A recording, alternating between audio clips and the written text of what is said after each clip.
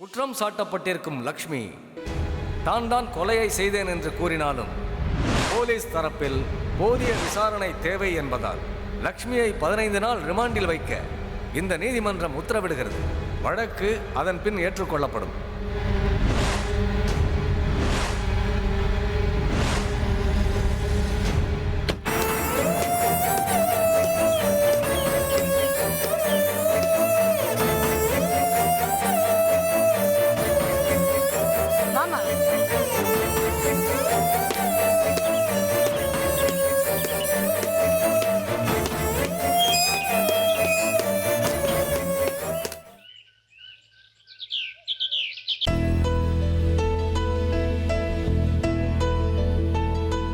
Jenny, மாமா இந்தாம்மா,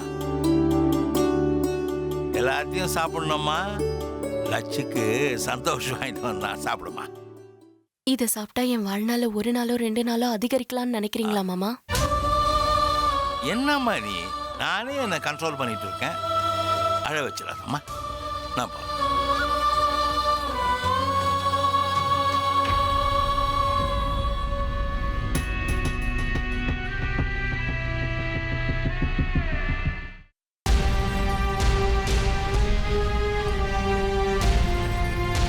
எங்க போற? ஜெனி நம்மளை ஏமாத்திட்டாப்பா. என்ன ஏமாத்திட்டா? வீசா கிடைக்கலன்னு சொன்னதெல்லாம் பொய்ப்பா.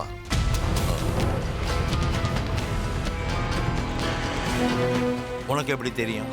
ஃப்ளைட் டிக்கெட் புக் பண்ண சொன்ன ஏஜென்ட் கிட்ட விசாரிச்சிட்டப்பா. சரி, அது பொய்யாவே இருக்கட்டும். இப்ப என்ன அதுக்கு? என்னப்பா பேசுறீங்க? அவ விசாவை காரணம் காட்டி 3 மாசம் இந்த வீட்லயே டேரா போட்டுக்கலான்னு பிளான் பண்ணிக்கிட்டு இருக்கா. சத்தம் போடாத, இருந்துட்டு போட்டோம். நீங்களும் அவளுக்கு சப்போர்ட் பண்றீங்களா? உங்களே அவ பிரெயின் வாஷ் பண்ணிட்டாளா? உங்ககிட்ட என்னப்பா சொன்னா? நான் அவ சொன்னதெல்லாம் உங்கள சொல்ல முடியாதுடா. ஏன்? அவ கெஞ்சிராடா. அப்பா, அவளுக்கு இந்த வீட்டை விட்டு போக மனசு இல்லப்பா. அதான் ஒவ்வொரு தடவையும் ஏதாவது ஒரு காரணத்தை கண்டுபிடிச்சு வசதியா இங்கே தங்கிடுறா. அவ உடம்பு முழுக்க போய்ப்பா. வார்த்தைகளை கொட்டாதடா.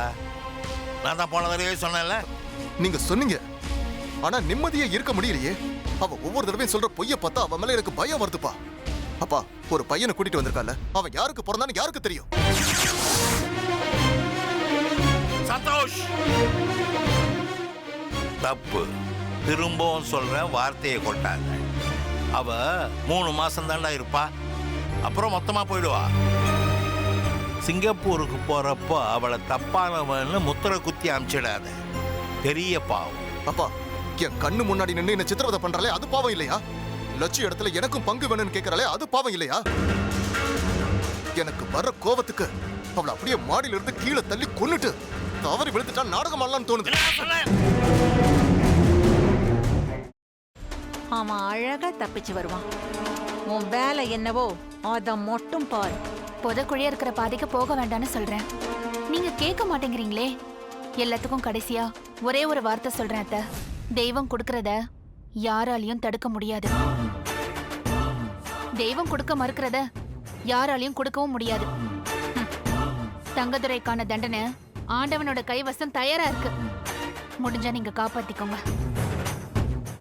பிரியாணி பாத்திரத்தில் நெய், கடலை எண்ணெய், பட்டை, மராட்டி மொட்டு, கல்பாசி, ஏலக்காய், பிரியாணி இலை, வெங்காயம், பூண்டு, முந்திரி, பிரியாணி மசாலா, தக்காளி, கல் உப்பு, மஞ்சள் தூள், கொத்தமல்லி, புதினா சேர்த்து நன்கு வதக்கவும்.